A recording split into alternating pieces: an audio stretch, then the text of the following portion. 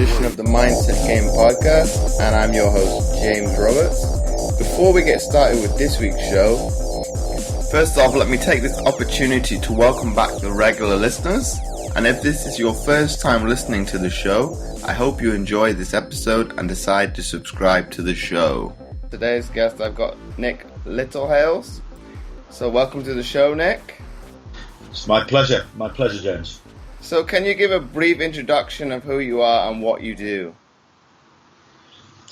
My name's Nick Littlehales. I started off being somebody who loves sport, like a lot of teenagers do when we're at school. Aspired to be all sorts of things and didn't quite make it, which a lot of teenagers do. And I fell into family life and ended up working for a company called Slumberland Beds in the furniture industry, in the sleep product industry. Quite a well-known brand. And very quickly I made my way to the sales and marketing director of that company when I was 32. Co-founded the UK Sleep Council and was chairman of that for a while. And probably been around the world and watched everybody sleeping and listening to people talking about sleep. And I think, as we were just chatting about before we started the interview, was I was somewhat frustrated by the fact that everybody takes sleep for granted. Quite obviously, such an important part of the everyday human process, but pretty much most people get up and get on with their day, and at a point when there's only a few hours left before they've got to do it again, they'll force themselves or try to sleep. So it's not really an important performance criteria, and a little bit disillusioned, midlife crisis or whatever it might be, sat in my office in Oldham in Manchester. I thought maybe the world of sport was doing something that I wasn't aware of, that I might be able to use or contribute to my company or my experience and my thoughts. So I back in the late 90s, James, you didn't text Alex Ferguson, the manager of Manchester United. You didn't email Alex Ferguson. You actually did one of those things called write a letter. And so at that particular time, sports science, as you will know from your background, there was no sports science wandering around. How do you analyse human performance data? Not around. There was so little, really, when you look at where we are today, to look at other areas of human performance. I think the same would be saying about things like parasport. Very much, and female sport was so much in their infancy in those times that Alex Ferguson was intrigued by the contact. I got involved with the lead physiotherapist at the time, a guy called Dave Fever, and he was just interested, like, a lot of people in sport, some of them just get a bit interested about something that might be new or different, just to explore it. So I got invited along, and downloading all my experience into Dave Fever and the club, we were able to work with a couple of players about postural care through sleep, i.e., what you're sleeping on the mattress, is it helping to rehabilitate or debilitate? And we were made to, I just got asked, could I do a few things in that area, which I did.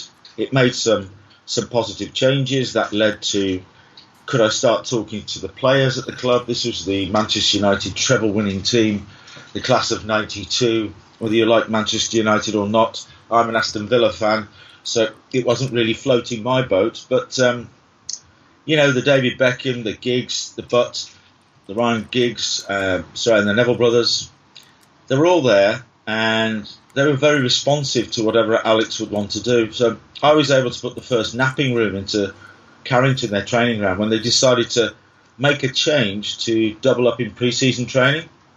So at that first part of the season, they would do a training session in the morning and in the afternoon. And they'd not done that before. So what did the players do in between those times? Hang around on the sofas, playing games, playing pool, whatever. Well, we actually set up a room put some, relaxing type products into the room, and we encouraged the players to actually go to sleep in between training. Now, I have to say, even while I'm saying it to you now, James, that was a bit weird, because back then, trying to get young superstar footballers for Manchester United to actually go to sleep in between training, it sort of almost seems like it didn't happen. It was a dream. It was like crazy. But along the route from there on, obviously Manchester United's brand, the players involved were also with the England squad. So in 1998, the World Cup in France with the England squad, I got involved with helping the team out there, which was simply just supplying products because the hotel just had poor bedding options, and some of the players of Manchester United were highlighting this because of the work they'd done with me. You know what players are like, don't you? Athletes. Yeah. And so, you get the call, and it happened to be Gary Lewin was the lead physiotherapist for the England squad, and still was up until recently. He was also had a part-time job with Arsenal Football Club as their lead physiotherapist, and he became intrigued. So it's actually physiotherapists in the first instance who were intrigued by the whole area of recovery, and he got me involved with Arsenal Football Club. Arsene Wenger was one of those, unusual new breed of managers who was very open-minded to these types of things, and so I was able to do my first ever first-team football workshop with Arsenal Football Club, and that really was the point in time when, principally, the press, the paparazzi in those days, simply found out that there was somebody going in and coaching footballers. Those pampered millionaire footballers, and he's probably reading them bedtime stories and tucking them in, and I don't know. But they labelled this person as a sleep coach. Coach as in sports and sleep as in the subject. And that's where the title came from. It's a long time ago now, some 17 years. But along that route, I've done further work with the England squads in Euro 2004. I've been to all sorts of different clubs at different levels. I now work in sport such as British cycling, the Sky Pro team, Olympics, World Championships, bobsleigh, archery, rowing, BMX, whatever sport it is. And we're now across the globe in many respects, working with the NBA and the NFL and the NHL, ice hockey. So it's all about the individual. Their occupation happens to be sport. They have families, they have injuries, they get colds, they get viruses, they get all sorts of stuff. They get asked to go here, there and everywhere, just like we all do. So principally the subject is sleep, but it's more to do with mental and physical activity and how you approach mental and physical recovery, rather than this subject sleep, which everybody has always taken for granted. So it's just, what I'm trying to do all the time is just redefine it for human beings living in today's world, which is a completely different one to when I was knocking around as a director of a company in the late 90s. Unbelievable. I sometimes wonder how on earth I ever did my job. I used to get excited, James, when my personal assistant would send me a fax to the hotel I was in on the other side of the world. It's like, oh, look at this, So I think it's just, I think there's been certain shifts in the way we live our lives, and it's happened relatively quickly, from moving from a certain point when everything was okay. We had 9-to-5 jobs, worked Monday to Friday, we had a couple of days off, there was no 24-hour sports news or all this sort of stuff, no technology. So we had lots of opportunities to recover, but we weren't actually doing it on purpose or for a reason.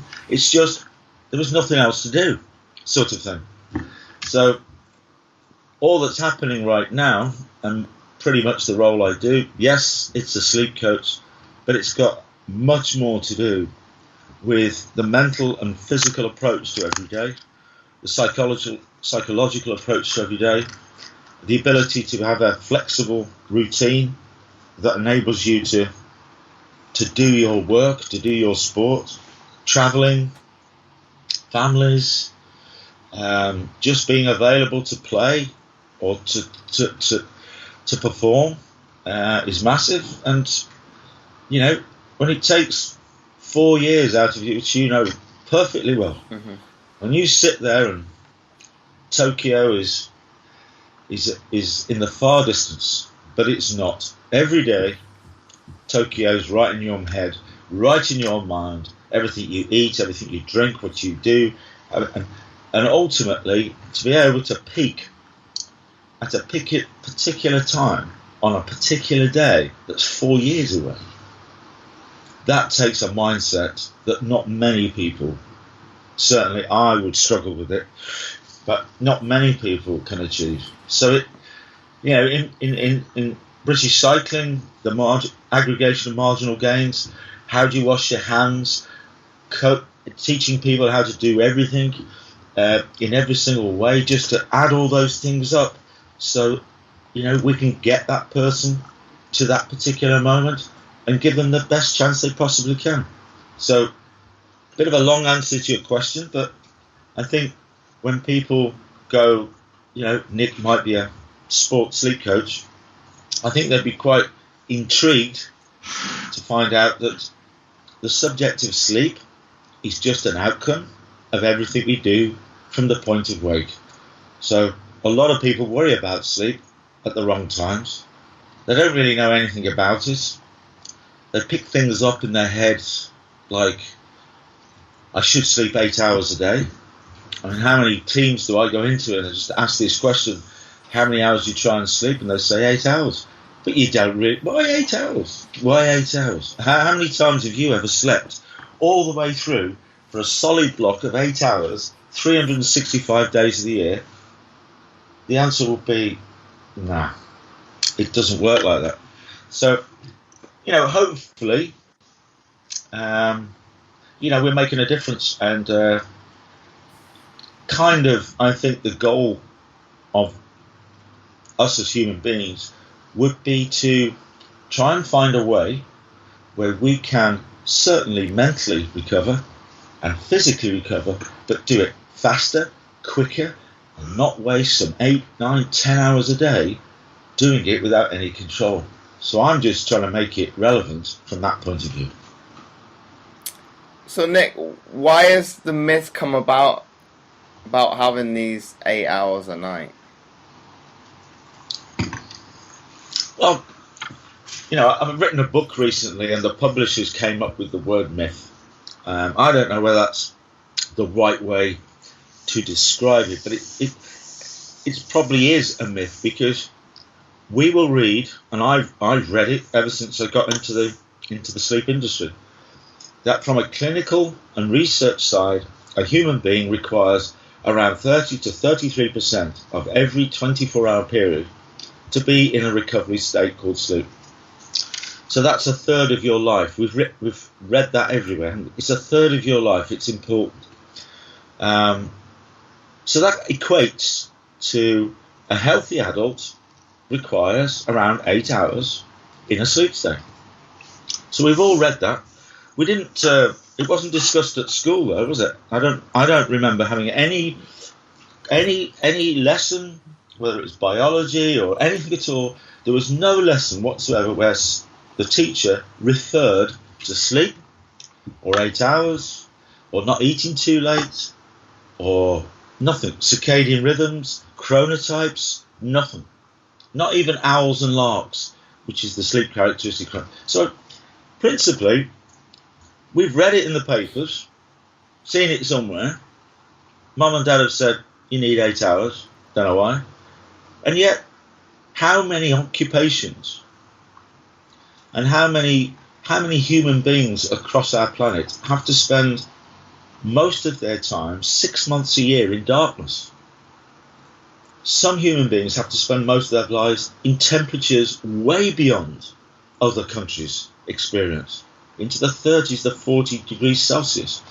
We have people who can live in the frozen Antarctic, in ice houses, and they only eat certain types of foods. They don't have a 5-a-day balanced diet. Do you know what I mean? So there's so many things when you look at the human being on the planet where there's so many variables.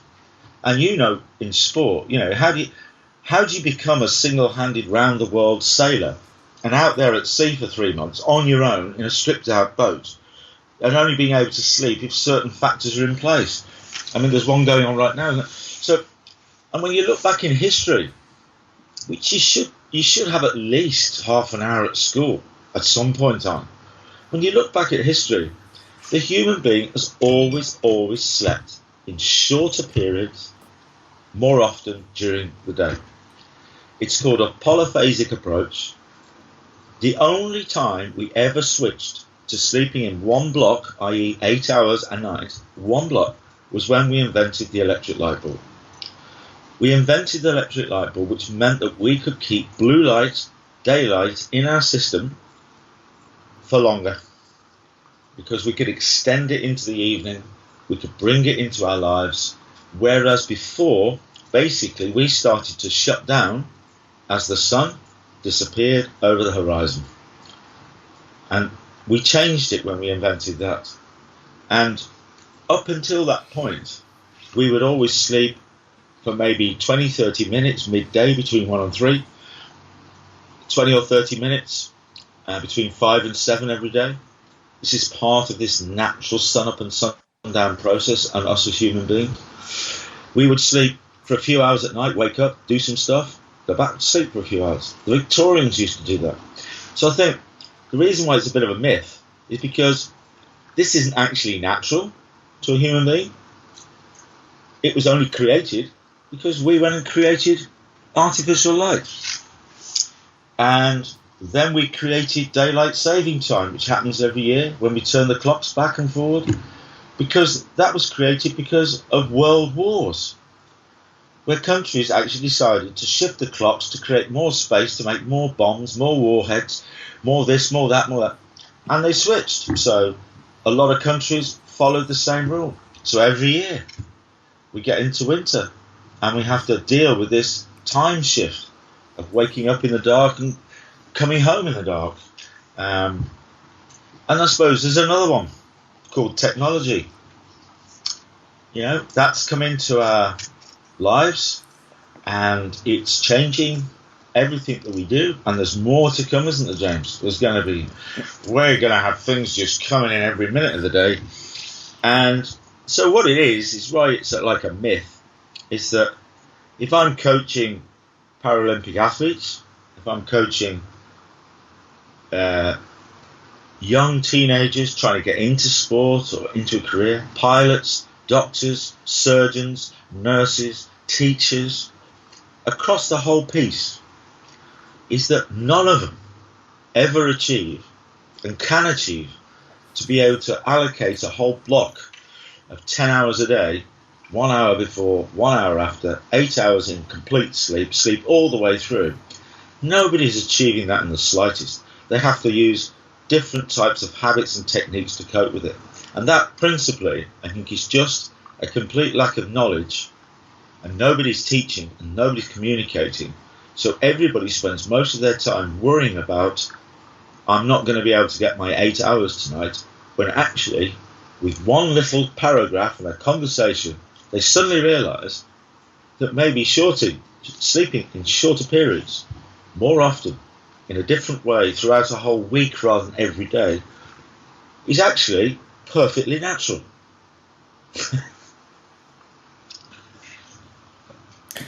So Nick, from that basis, have the hotter countries got it right? Say like for the likes of using Spain as an example, and obviously using their siestas to have, but obviously that's heat dictating, obviously them splitting up the day. But is that a good way of going about it from us in the northern Europe and probably the colder parts of the globe? Yeah, Well, there's quite a lot of debate in Spain that they're going to try and remove the siesta from the system because, between 1 and 3, it takes a couple of hours out of the system. So they're not engaged with the modern 24/7 world. So maybe they're losing out by the population shutting down. And the shops shutting and everybody leaving work. And very noticeable when I was working with Real Madrid a few years ago, and the whole training centre, apart from me and the manager and a few players, they all go home and they all come back at 3. I think in principle, what's the main thing about this period is that because we put a time on it, but it's a natural thing that happens, is that once we've been up and active for a period of time and we get to that midday point as far as the circadian rhythms of the day are concerned, and we take on a main meal, a lunch, and hydrate, at that particular point, and like you mentioned, there's normally that peak in temperature. It could be the coldest period of the day or the hottest period of the day, depending on where you're sitting. But you have this peak. So it's absolutely natural. There is a clash of sleep urge and need around that point, around 1 and 3. In that little area there's this clash. So it's perfectly natural for you to just zone out, little micro sleep, chill out, curl under the tree and just have a snooze, whatever it might be. It's perfectly natural, and it's part of this natural process. So I think everybody who says to me that they can't they can only sleep at night because there's no time during the day, and I always remind them, I was, quite a long time ago, instead of using the word nap, you can use mindfulness, you can use meditation, and actually sat in a room with 300 other people being presented to by a mindfulness coach. We're all sat there, we center our feet, we concentrate on our breathing, the noises are all still there, and you can literally just zone out. And you're still awake in that sense, you're still conscious, but you can actually zone out. It's like falling asleep behind the wheel of a car. Why would we do that? That's madness. Because if you put yourself with constant visuals, a constant visual, with a sound like white noise, whatever it is, if you put your mind in the right place, you can nap anywhere. Nap anywhere. So all it is a 20 or 30 minute period at the right time in the day, in the 24 hours, can be classed as a sleep-wake cycle. It can raise alertness and awareness up to 54%. That's why pilots do it on long haul, sat in their cockpit. They don't go off to a room and get into a sleep pod and listen to whales singing to each other and smelling of lavender. They can just do it anywhere. And when you take those things into account, whether it's in the workplace, in sport, you can use this recovery period, right before an event. You would know you're running, you're there trying to get ready to prepare for an event. The adrenaline's going everywhere and everything else, but maybe it's a nice opportunity to just zone out for a few minutes and focus on what you're doing. And I see athletes doing that all the time. Their ability to block out everything. British Cycling, Brad Wiggins of the team pursuit, there we all are, sat in the chairs inside the track. There's a race going on around them, the TV's everywhere, and they're all focused, taking themselves away. So if we start to look at it in a little bit of a different way, these things can really, really work. And if I talk to you about a 90-minute cycle routine every day, which is 7.5 hours, I don't think of it as just at night. I think of it, I would like to get 5 sleep cycles in every day, every 24 hours. But maybe it's a combination of a, 1, 2, 3, 4, 5, or 1, 2, 3, 4 cycles at night and the nocturnal bit. Mm-hmm. Or it might be 3 there, 1 midday, because I've got to play at 8 o'clock tonight and don't finish till 3 o'clock in the morning, if it was a football match.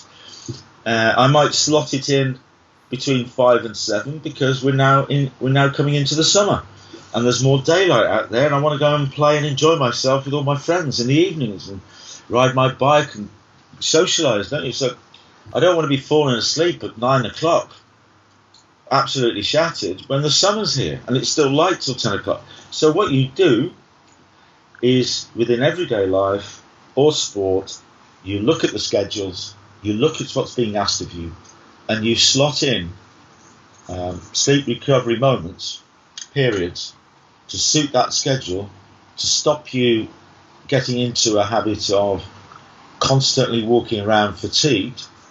So you might over-caffeinate, you might start to use sleeping tablets. There's other things that we can get our hands on that creates a false boost. And we start to get into that habit. So it's like sleeping badly, not very well, waking up a lot, getting too hot, da-da-da-da-da, and then caffeine, sleeping tablets, other stimulants start to come into your life to get yourself through it. And that, today, is where I have to say, most of the time, when I get asked to go into any organisation, it's because those well-being red flags are flying. Big time. And Nick, you say to try and incorporate that 30 minutes, obviously, power nap into your day. Isn't that quite difficult this day and age, obviously, with, like you say, that 24-hour clock with business running virtually non-stop all the how does the normal Joe Blogs kind of incorporate that into their lives? Because obviously for a sports person, the day is kind of structured a little bit differently. Yeah, it is. And it isn't. Because, you know, in every day, there is time in every day that is wasted. It's not to say that you're not doing something positive, but we all know there are moments throughout our day where we're just doing things for a reason, but for no apparent reason. When we're having a conversation with somebody, and a bit like me talking to you now, James, could I have said everything I've just said to you in a more concise and quicker and more specific way? Or is this just a conversation where we're just having a chat and wasting some time? You know what I mean?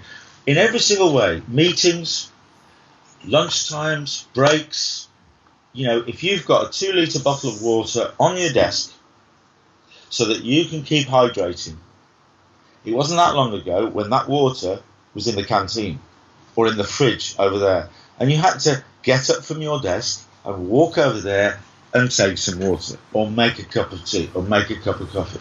You wouldn't allow to be eating at your desk. Absolutely corporate no-no. There's no turning up at 8:45 in the morning and then getting your porridge out and your portable coffee at your desk. No. You would have to. So all of the little factors where you look at it, there is plenty of time. Certainly, there was not a coffee shop every 300 yards in my world back in the late 90s. There wasn't. You'd have to walk a long way to find a coffee shop. No? You'd have to travel some distance to find a gym. You know? So we bring things into our world. We bring things in. We pack our days in, and we just lose sight of the fact there's certain things that actually are more important than other things as human beings. Because James is just a title for your human body. Nick is just a title for mine. And when we sort of get that into our heads, then allocating 15, 20 minutes just to go to the toilet at work, sit in the cubicle, chuck a towel over your head, learn how to do a mindfulness technique or something, listen to some sounds, whatever it is, take a bit of caffeine. If you like caffeine, if you don't like caffeine, use something else, but the pilots use it. Bit of caffeine kicks in 20 minutes later, put the alarm on for 20 minutes, 30 minutes, zone out, come out of it, and you know that whatever you're going to do after that 20 minutes is going to be sharper, quicker, more precise, good decisions, being more alert. So if you treat it just like when you feel really dehydrated and you take on fluid and it goes, oh, I feel so much better now. Or you're very, very hungry and you think, take some food on. Oh, I feel so much better now. If you think of it like that, as far as recovery is concerned, if you think, I am now really dehydrated, so if I just take 20 minutes to rehydrate, I'm going to feel brilliant. If I keep doing this, I actually might die. You know, it might be quite fatal if I don't take fluids on. So it's only your relationship with things is where you find the space. You always find the space, every single time. It's just clogged up with other stuff.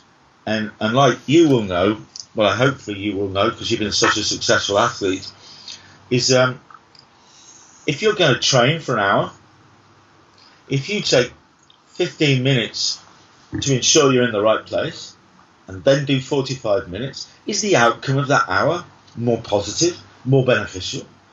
Or is it smashing it for an hour going to make you better and quicker and faster? And I think we all know that side of our life is as important as the physical side to get the best out of it and to be able to deliver.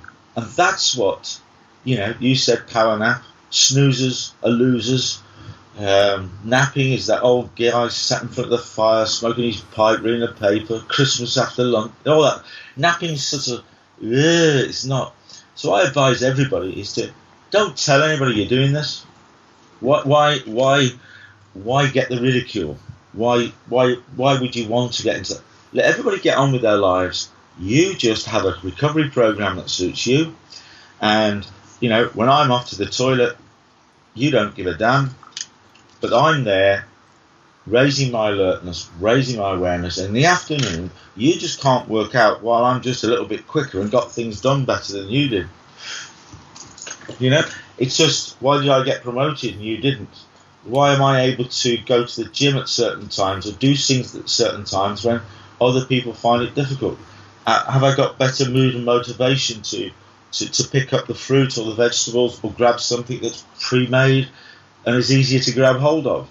Am I doing things that I want to do rather than being dragged along by everybody else? You know, do I feel confident? And all of those little things come out of that process. So, you know, it's a good question. I get asked it all the time. But as soon as people start accepting a different mindset to this particular period, 15, 20 minutes, you know, a lot of executives, you know, managers and all sorts of people who travel on trains and public transport on their way home and on their way to work. And certainly, you know, between 5 and 7 is a popular time to be travelling from work to home or the gym or something. So they'll pass out on public transport without any knowledge, you know, just, gone, with laptops, smart devices, personal belongings, people around. So what happens is go, well, why don't you do it there? Oh yeah, I'm doing absolutely nothing. I'm on the tube, I'm on a train, I'm car sharing with somebody, so I'm sat in the back. It's between 5 and 7, yeah. So instead of being on your device, reading stuff, Kindle, that, emailing, whatever, why don't you just bang, 15, do it, zone out, get it, brilliant. There's a sleep cycle in part of your day.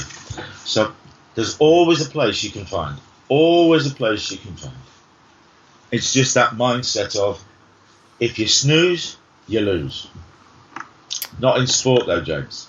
Not well, when you put it that way, obviously, well, put it into that context of different areas like the train, the toilet, and things like that. That's an everyday occurrence. So why not make use of it?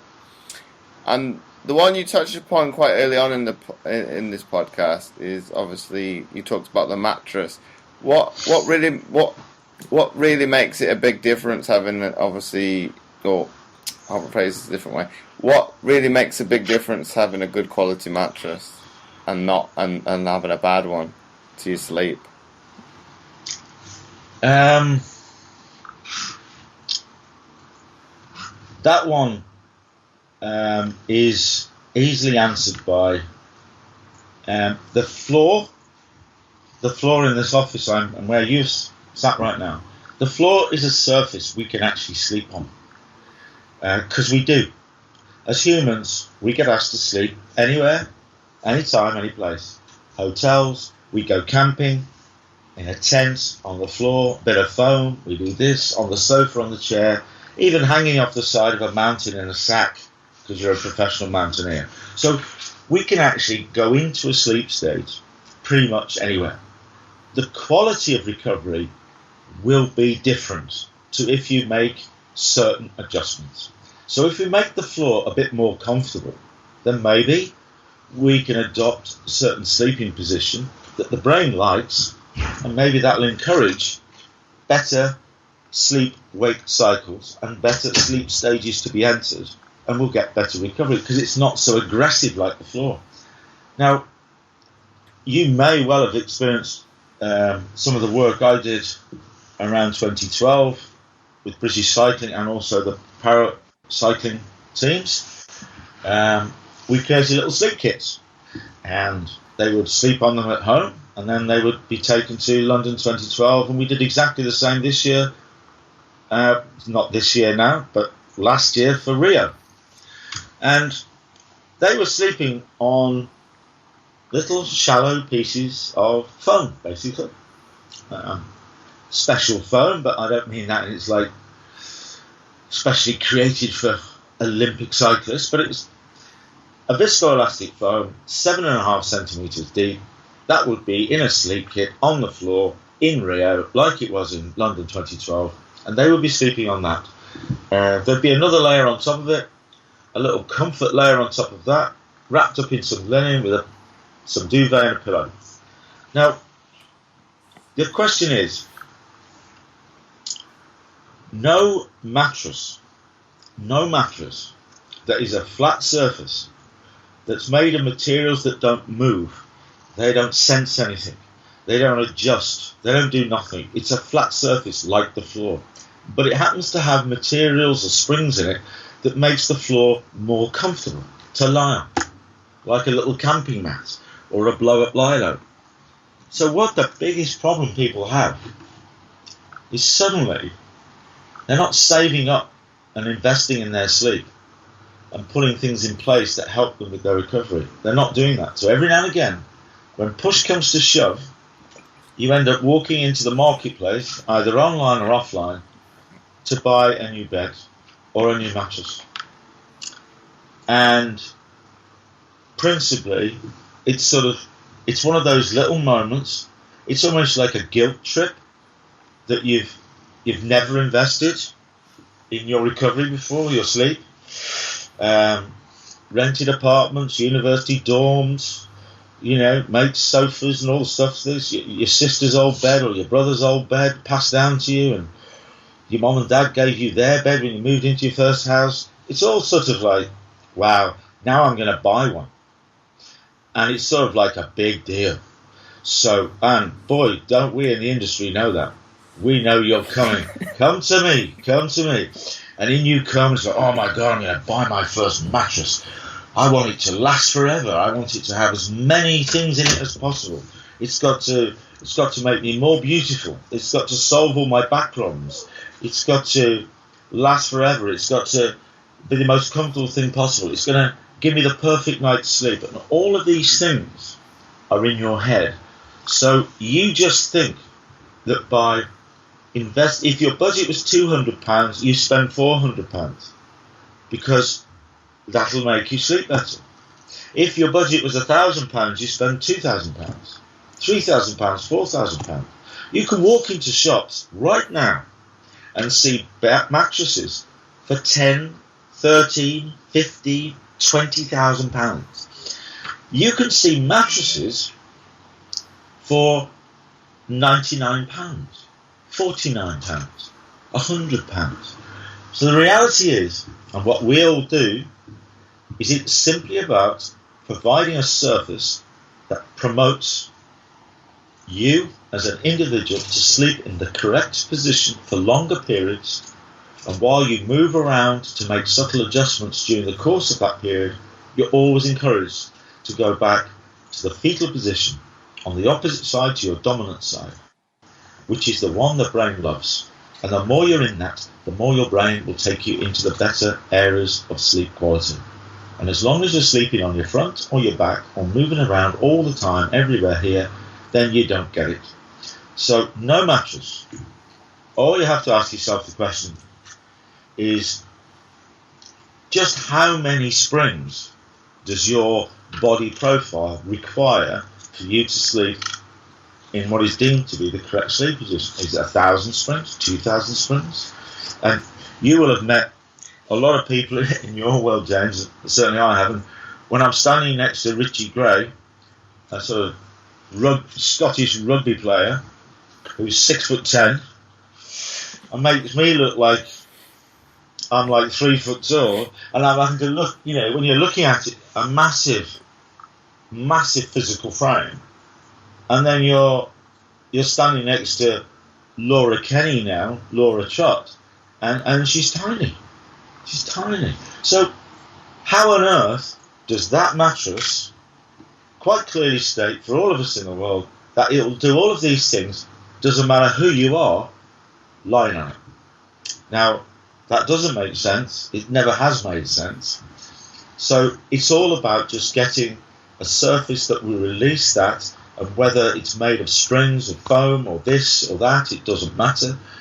However you create that surface, all it's got to do is to promote that correct sleeping position. And if it does that, then it's all about, if I end my day, not everybody likes alcohol, not everybody likes caffeine, but some of us do, some of us don't. If I like to end my day by sitting with James and enjoying maybe a glass of Pinot or a glass of red wine or a cold beer, because we've had a long day, it's nice to relax and just chill out, and that is a sort of process that helps us do that, just like meditation and everything else. Well, if I have one cold beer or one glass of wine, I know it's not going to affect the quality of my sleep later. I know that. If, however, we're having too much fun and we go for a second one or a third one or a fourth one, now I know that later on my recovery is going to be affected. So I know this. So don't worry about it. It was your choice. It's going to get affected. Now, no mattress is going to put that right. It will never do it. It's just a surface that's there. It's not going to deal. So whatever you're doing throughout every day, the thing you're going to sleep on is not going to resolve them.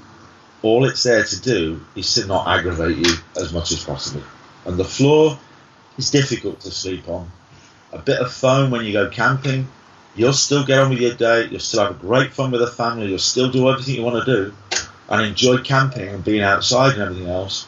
That's absolutely fine. So we're able to do all of the things. And there's far too much emphasis on spending a lot of money on specifications and materials and statements and marketing things, when the reality is, me and you can fall asleep on your sofa in your house today and we'll still go out and smash it tomorrow, won't we?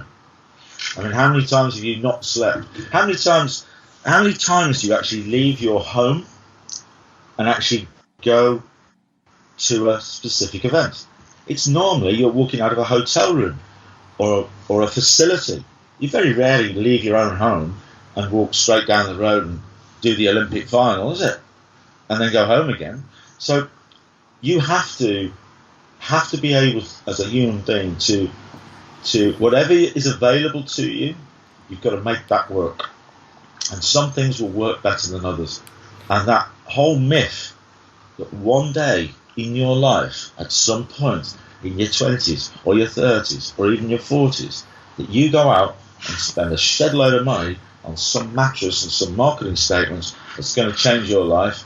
And boy, strangely enough, it doesn't do that. So, for me, I'd much rather, if we just make the floor a bit more comfortable for you, James, and it costs us, a couple of £100 because we're using this bit of foam, and we just make the floor a bit more comfortable. Then if we keep changing that, every 2, 3, 4, 5 years, then it keeps that surface fresh. It's not deteriorating. It keeps your mindset right. So maybe £100, £200 every 3 or 4 years, or 2 years, or whatever, is much better than chucking out £1,000 and keeping it for 15 and not doing anything about it. Life's just not life. Particularly this recovery process is not about, when you buy that mattress and you spent a load of money on it, and then 6 months later you find out your partner's pregnant and you're going to have a family, or you've got an injury, or you've got something to deal with, haven't you? And you just go, I'm not going to do anything about that. The thing that you spend 10 hours on a day, you're not going to do anything with it. You're just going to leave it there, and now you're going to do this and do that. It doesn't make any sense at all. So, that's why we're a bit more flexible.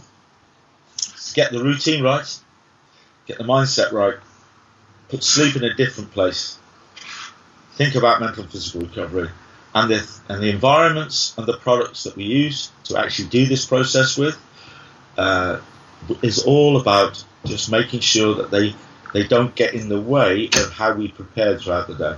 We don't want them to get in the way, and we know that it only really makes sense when you put it in that context, when you're working with people who are doing something what's classed as outside of the norm. And there are some extreme sports and sports people around who really go to the edge in the way that they want to do things. And when you look at everything they're doing, you just simply, where's my £2,000 mattress that's at home? And here I am, on the other side of the world, about to perform in Tokyo, and that mattress I bought is back in the UK. It hasn't come with me. So that could actually be perceived as a negative, isn't it? In sport. If you can't replicate all the things that are important to your performance wherever you are, then by introducing them only in certain places can actually be a negative, because you don't have it anymore. Do you know what I mean? So another long answer to your question. Well, I've never thought about it like that in terms of a mattress. Obviously, because most of the times athletes and, say, business people, for another example, spend the majority of their times either in hotels or whatnot, and not one bed is going to be the same. So if you think if you think of it from that aspect, you're always going to look at it a negative connotation. Some people have that negative connotation of they don't get a good night's sleep in a hotel, but is that more of a mindset that it's not their bed then? Yeah. I mean, there's lots of bits of research and personal experience, just like you've just said. There's a piece of research. Absolute fact. I've just done a program documentary with a company, and absolute fact that the first night you sleep somewhere different.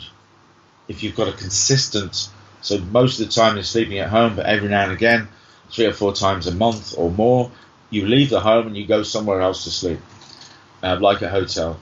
Recovery can be reduced by up to 50% or more, because it's a different environment. The brain's not sure whether you're in a secure place. There's none of that familiarity with anything. So the ability to feel secure, which is what sleep is about, going into a semi-paralyzed state, your brain shutting you completely down to enable you to wander through these sleep stages. To be able to do that, if you're not in the right place, mentally, physically, then recovery is extremely difficult. And I bet you've experienced it. If you can't sleep before an event, can't sleep after an event, adrenaline, this, anxiety, am I going to perform at my best? Will I win? Will I get injured and never be able to do my sport again? There's all of these factors that go on in your head, don't they, in everyday life. So actually trying to sleep when those circumstances are in place is actually negative. Trying to force yourself to sleep prior to an event or something, when everything is, you're much better off doing other positive mental and physical things that are positive, not necessarily being completely active, but you're in a sleep state, a pre-sleep state, but you're not trying to force yourself to sleep. And when you only talk to somebody, say, well, why are you taking sleeping tablets the night before an event to force yourself to sleep? If you weren't trying to sleep, you wouldn't have to take the tablet. That's true. You only take the tablet to force yourself to sleep. Yeah. Well, why don't you look at some positive footage of when you were at your best? Gives you oh, look at me, absolutely smashing it. Why don't you do meditation, mindfulness? Why don't you just chill out? Why don't you do some drawing? Why don't you do some painting? Why don't you do some origami? Why don't you watch your favourite film? Why don't you listen to your favourite songs? Take the pressure off. Because I can guarantee there's a moment in your life when you've not slept at all, or very little, and you've got up the following day and nailed it. You know. So when you start to think of sleep is more about a recovery process, think of it more as 48 hours rather than 24, that during certain times in your week, your life, in your schedules, sometimes you haven't got any influence over these things as things change. You see, if you can look at it like that, maybe what I'm looking at is just how many cycles can I get in over the next 48 hours? One there, pop one in there, 3 here, one there, one there, one there, one there. And so all of those things start to come together. And when you start to look at it like that, then you really know that as you start to work with elite athletes and they're wandering across towards, you know, I've just been working with one authority right now because of the Commonwealth Games, the Gold Coast in Australia. Now that's not an easy trip to Europe, is it, for most? So, you know, that's like, wow. And that's in April 2018. So already thinking of all the little things. You can't get jet lag right. So we know there's certain things that just have to come in. And if you ignore them, you will fail. You will fail. Absolutely guaranteed. So where every time zone you shift from east to west, going to Australia to the Gold Coast, you need a day. You need a day's recovery. Now, some people won't feel as though they need that day because they don't get affected by it as much as others, particularly just at that moment in time. But some are just absolutely shut down. And so there are certain things with recovery that if you put that person, whether it's in a corporate environment or in your world, an Olympic athlete's environment, and you put them inside a new environment that's not like at home, if you raise the home environment too high and it's so out of sync with where you have to walk out of to do your performance, like we sleep everywhere, you get that so out of sync, then this becomes even more unfamiliar because it's just nothing like you've got at home. So it makes it even worse. So you sort of have to look at everything you're doing. What hotel are you going to choose to stay in? How much is it more familiar to what you enjoy at home? How much you can modify it slightly by taking your own teddy bear, taking your own comfort blanket, taking your own pillow, taking some bin liners to black out those blinds, or being able to, whatever it might be. Sometimes Hotel A is the one that you always use.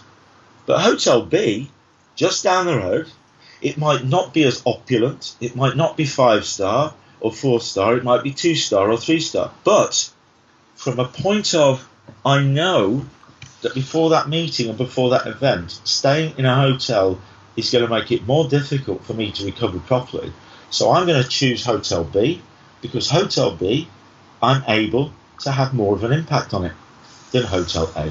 So there are little tiny things that everybody can start doing that will, in a sort of almost subconscious way, by just exploring those things, you can actually improve the level of recovery, and by default, sustainable levels of recovery, and by default, performance.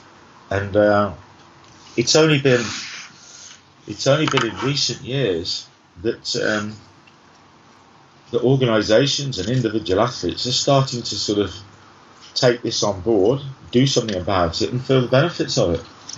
It's not to use an old term. It's not rocket science. It's just nobody's ever talked to you before about it, and I think that's why it's sort of.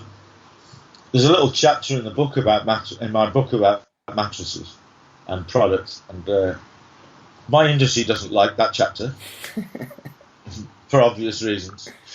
But I tell you what, everybody who reads it, it's almost like it's not that I'm being clever or I'm experienced or I'm this professional coach in sport. They actually just turn around. I've always thought that, Nick. Thank you very much. And it is that weird sort of sense that how many pillows get purchased every day? Pillows,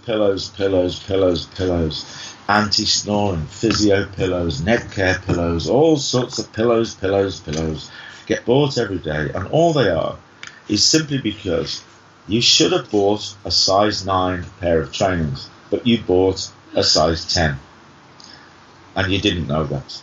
So you need inner soles to try and make them fit. And every now and again, you just keep buying inner soles to make these trainers fit. But actually, they never did fit.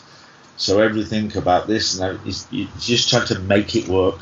You're trying to make it work. But the reality is, you should have just known your flipping foot was a size 9, and then you bought a size 9, not a 10.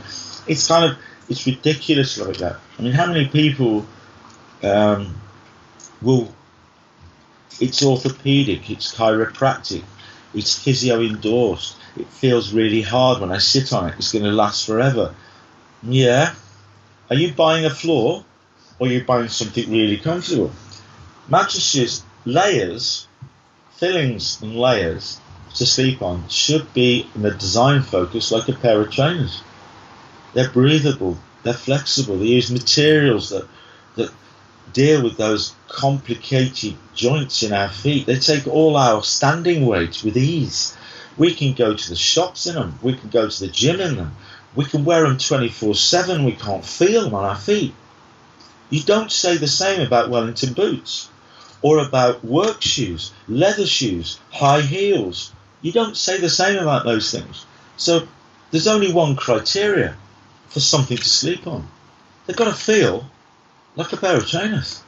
They've got to look like a pair of trainers. They've got to feel like it. They've got to be soft and beautiful. And yeah, a pair of trainers will cost you 60, 70 quid. You spend a lot more if you want. Spend less if you want. Average pair of trainers, something like that, 60 quid. Well, if you wore those for 8 hours a day, how long would they last? Full on, 8 hours a day, full working day, how long would they last? How long would it be before they start to deteriorate? And the thing is, it's not about using materials that deteriorate so that you have to replace them more often because of that. Actually, the materials used are there to do the job of a trainer. That's what they're there to do. Leather doesn't do it. That's what you use for that particular product. One of the things that happens, though, is while you get all the benefits of the trainer when it's fresh and new, you do have to replace them from time to time, depending on your own personal requirements. You can wear them till they fall apart because you don't care, or if you're a little bit more concerned about your footwear and how you walk and how you stride and what you do and your gym and what sport you're in, then maybe you'll change them a bit more often because you want them to be fresh and dynamic, not old and worn. So maybe a little bit of a weird analogy there, or trying to put, but that's the answer to your question. All they want to do is be designed for you to put them on your feet, to sleep with them for long periods of time. And the floor doesn't do that. It's hard and aggressive, and a hard mattress and a firm mattress is supposed to support your back out. I think all your listeners, have you ever come across, James, in your world, a physiotherapist or a strength and conditioning coach, or if you ever got near a sort of chiropractor or osteopath, and they turn around to you and say the best thing you should be doing is to sleep for 8 to 9 hours on something rock hard like the floor? No, They don't say that. They don't say that in the slightest.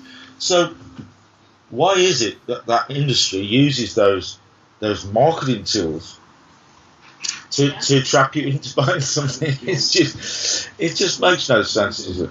I actually am quite passionate about this area, as you can possibly tell, because it's most people get very surprised, and you could probably reaffirm it, that certainly all the cycling and paracycling athletes who are out in Rio, and they're all there smashing records like anything, aren't they? Still doing it, and there they are, all sleeping on what? And most people might think, oh, all those Olympic athletes, they must be sleeping on these fantastic Go Faster Strike mattresses that have got all this stuff in it. No, they were all on bits of stuff this thick in a bag. Do you know what I mean? That went on a ship. So it's kind of like, oh God. So there you go. So this notion that you need to change your mattress every 8 years is a bit of a myth then, or is it kind of a marketing tool then?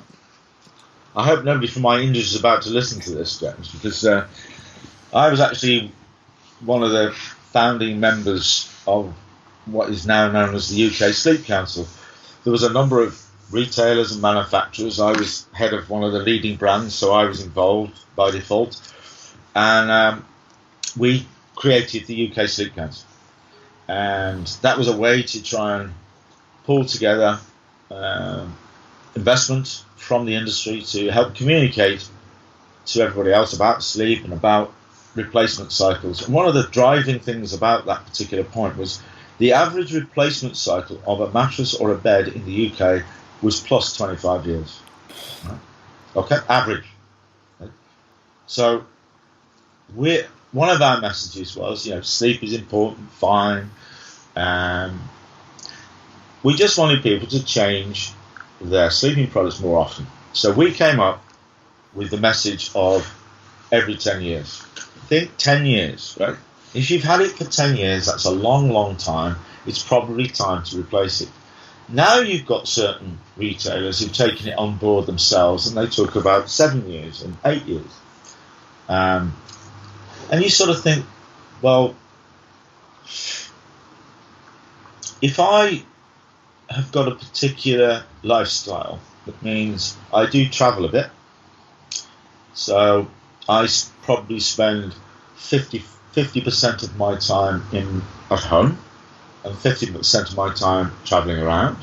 I don't know how that would equate to your world in your experience in sport, but I bet there was quite a lot of times when you're away from your home rather than at home. I was at university as well. University as well. So you kind of go, well, if I spend every night in that bed, every night, 365 days a year, if I wear my trainers every day for 365 days, are they going to wear out quicker? Mm-hmm.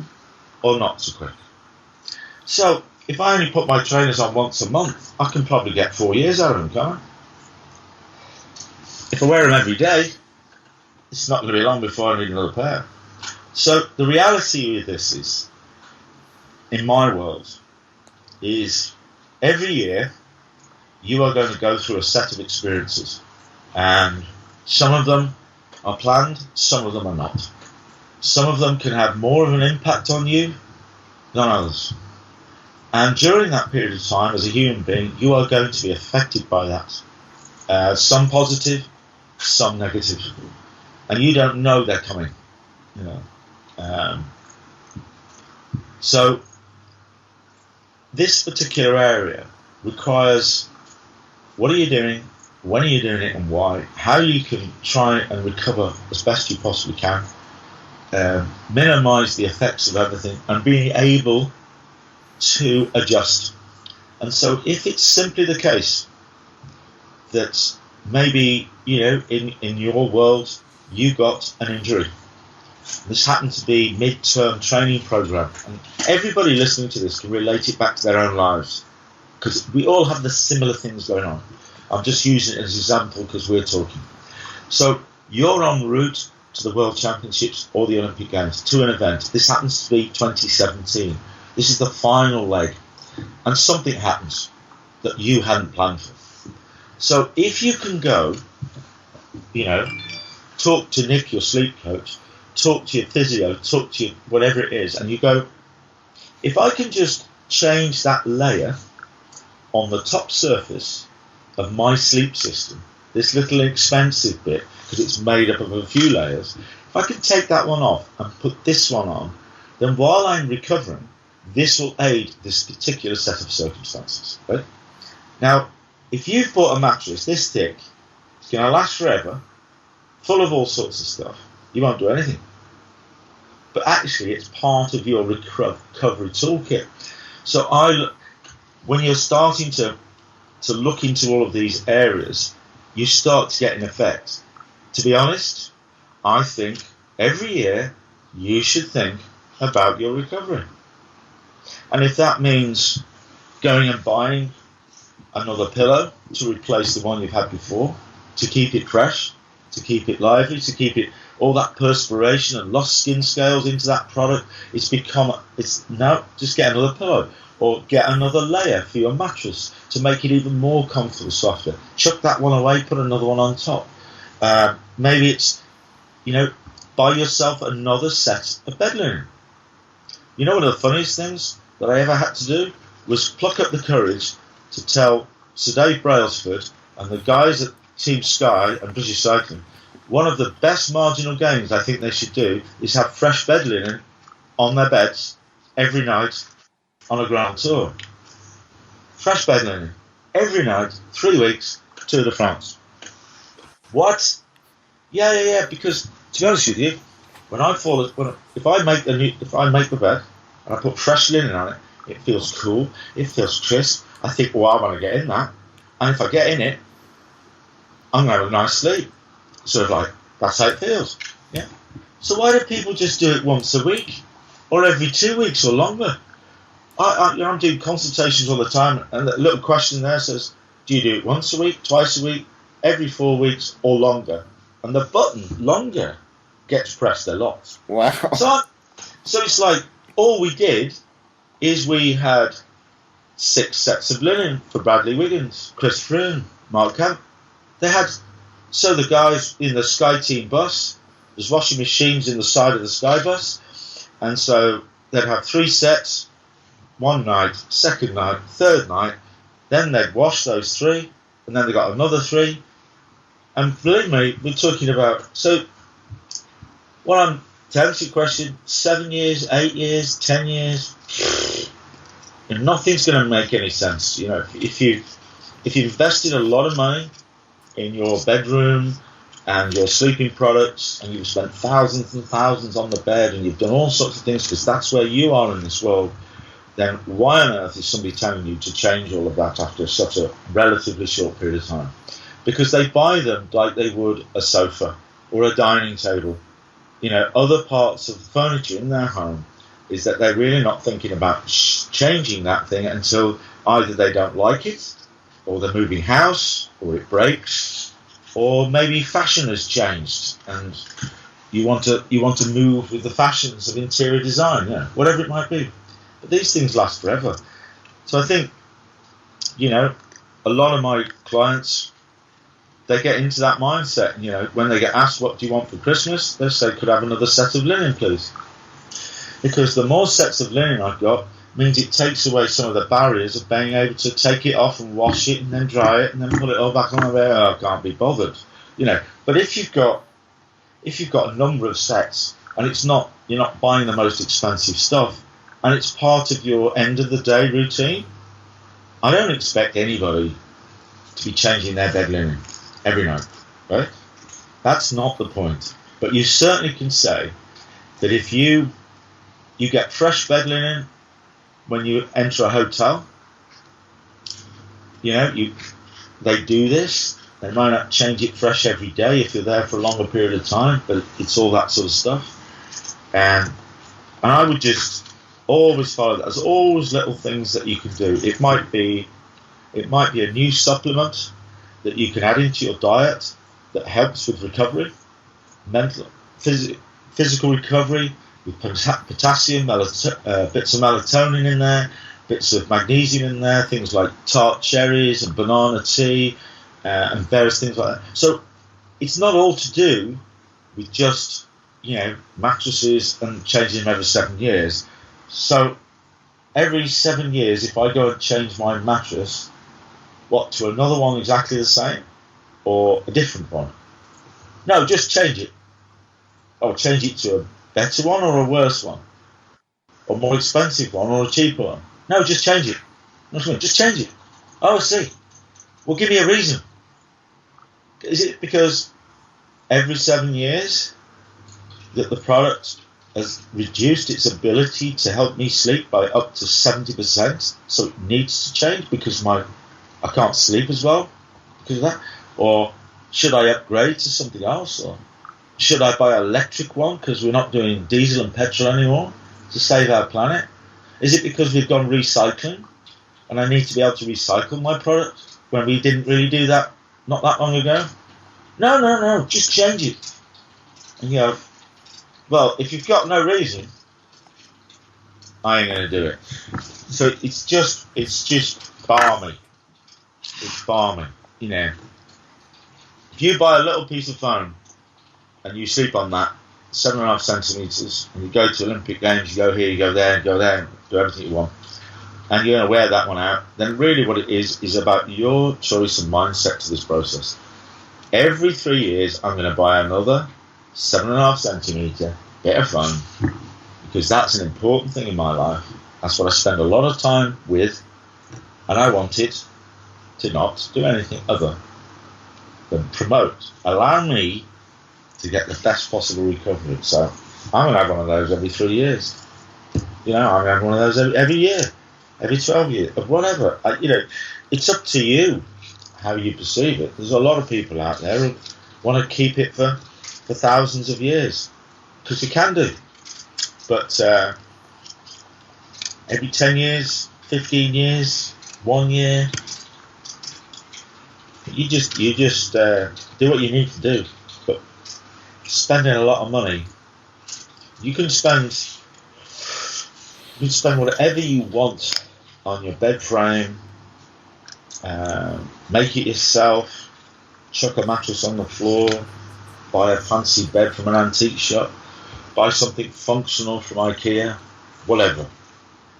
The mattress, the pillow, your duvet, maybe not so much your linen, because somebody else comes into your bedroom, closest partner. But I tell you what, we don't go wandering around the streets going, look at my mattress. I bought a Gucci mattress, I bought an Armani mattress, I bought a Nike mattress, Adidas mattress, look at my branding, I'm wearing this stuff. It goes into your bed, disappears, and you forget about it. So what does it look like? What is it made of? How many's got this? How many's got that? All that matters is when you take off your clothes and brush your teeth and remove the duvet and climb into your bed, you curl up in a fetal position and sleep.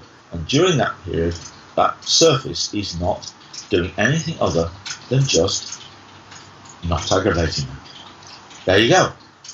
You certainly don't go rushing down to Starbucks to meet your mates or any other branded coffee shop and go, whoa, I've just got myself a Nike mattress. Look at it. Look how good I look. Doesn't happen, does it? So, it's another area I'm quite passionate about, because people get that so wrong. And the last question I've got for you, Nick, before we wrap it up, would you like to buy my book? What is the optimum room temperature? Oh, well, I think, to be obvious, like every article I might read and every piece of research, the optimal temperature is between 16 to 18 degrees Celsius, right?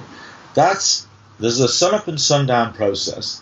So all that is as human beings out there, we spend all our time outside like our ancestors did, and as the sun started to move towards the horizon, the temperature would drop, it would go dark, and we would go into sleep, and then the opposite happens when the sun comes up. The temperature rises, we get light, we become active.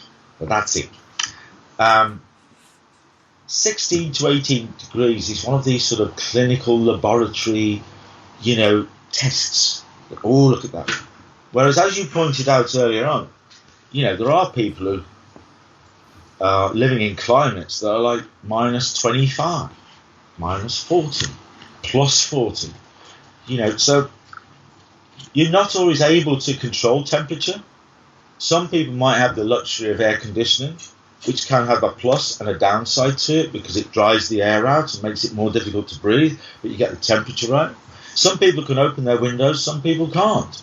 There's a lot of people live in cities and environments where it's not good to be opening the windows and things like that. So, and you go to certain hotels and you don't always have that facility. So the what I always say to people is the one thing that we do know, if 16 to 18 degrees frightens you, females don't have a relationship with 16 to 18 degrees. That's like freezing.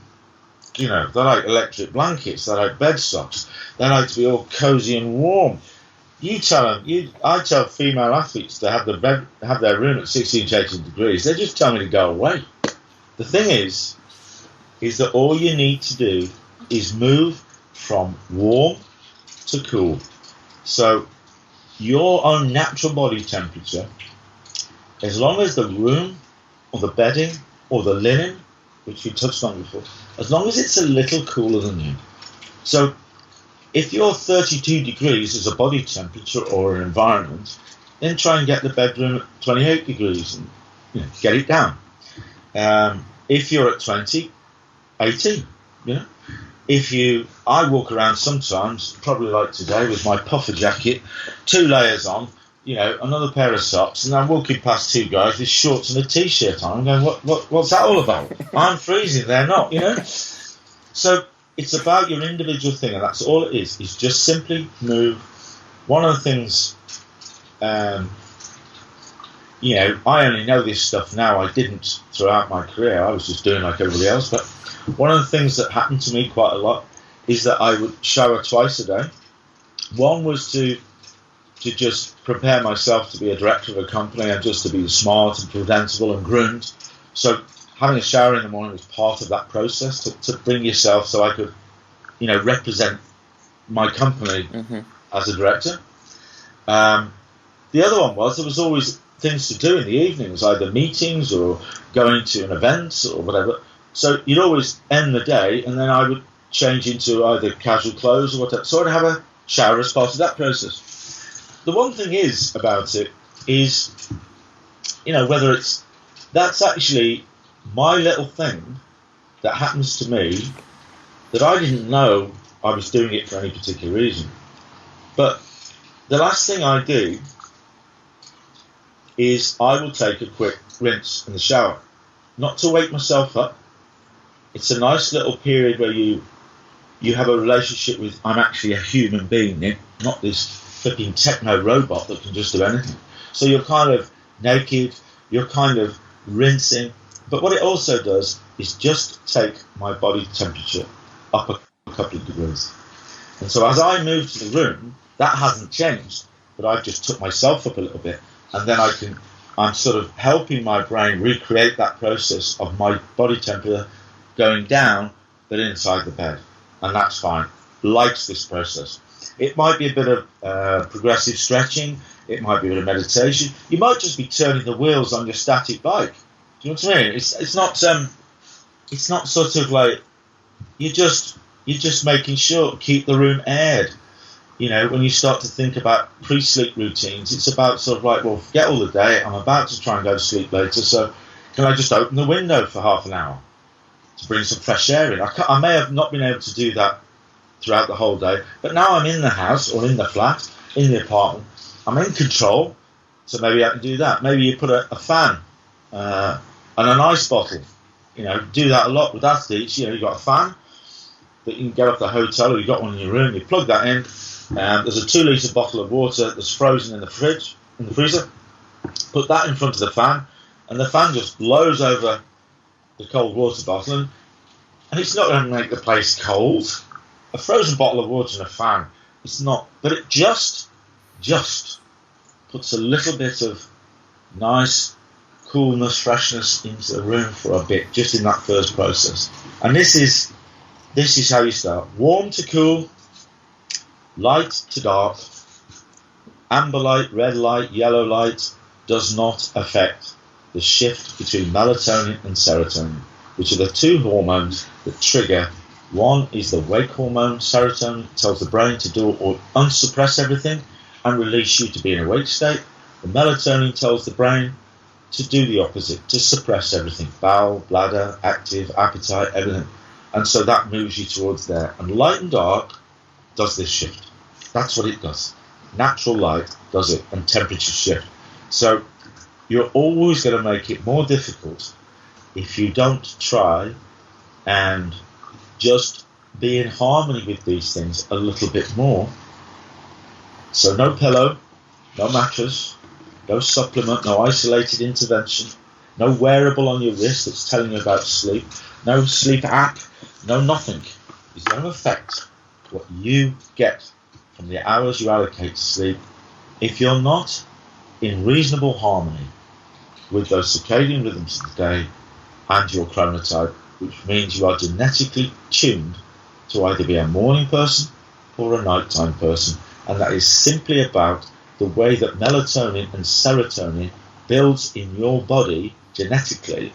Is AMers are 2 hours in front of PMers. That's it. That's why PMers have to get dragged out of bed and dragged to work.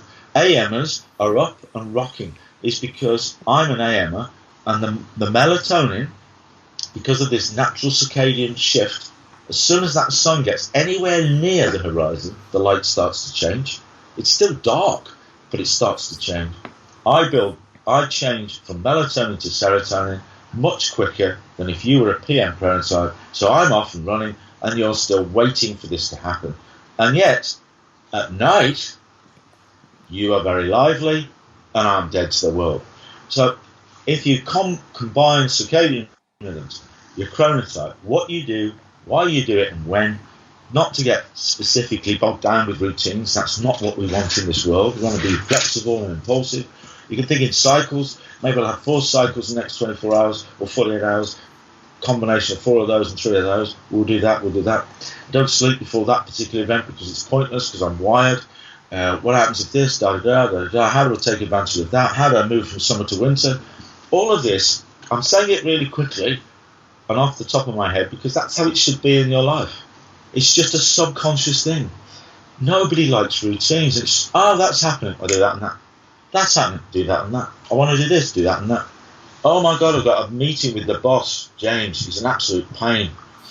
I spotted he's an AM chronotype, my boss. I just spotted that personally. So I spot it, and I know that meetings in the morning, he's going to be wired and shouting and doing everything like this, and I need to be really careful and take my pad or my device and make notes, because I'm not going to be in the same place he is for that meeting in the morning. And you will know from coaches to, maybe doing that at that particular time in that particular way, maybe not as beneficial as maybe just waiting 20 minutes or half an hour. Or what do you do in the evenings, what do you do in midday? And all those little factors is why some people make a real difference. And stop wasting valuable time in your life doing this without benefits. A waste of time. Shorter, quicker, faster, stronger. And buy the book. So if you had to summarize this podcast in one sentence, how would you go about it? Stop wasting valuable time in your life sleeping without benefits. That's all it is. Stop worrying about it. The myths and everything around it, as we've touched on. So I would just simply say, you have no idea, really, through lack of education, lack of awareness, that you could be wasting a hell of a lot of time in your life every day trying to do something because you just don't know enough about it. And if you do know a bit more about it, as nearly everybody comes on to me on a daily basis, You know, this has completely changed my life. It's awesome. I feel so much more confident. I'm sleeping so much better. I'm doing this, I'm doing that. I feel great. I've stopped doing this and I've stopped doing that. Now, when you hear people do that, the only way you get reactions to things like that, James, is when people have gone from a point of knowing nothing to knowing something. And that's all it is. Just knowing nothing to knowing something. And, you know, anyway, that's the answer. So thanks very much, Nick, for your time and that insight into sleep. But it's very insightful. I sure learned a few tricks there, and hopefully the listeners will do as well. No problem at all. If you wanted some bonus content, I have now set up a Facebook group where you can interact with both the guests and I. The name of this so-called group is Mindset Game, so why not come over and check it out for yourself?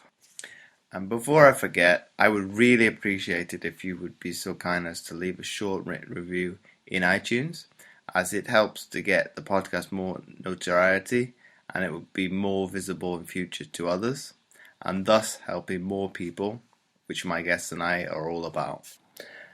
Once again, thanks for listening, and I'll catch you next time for another episode of the Mindset Game podcast.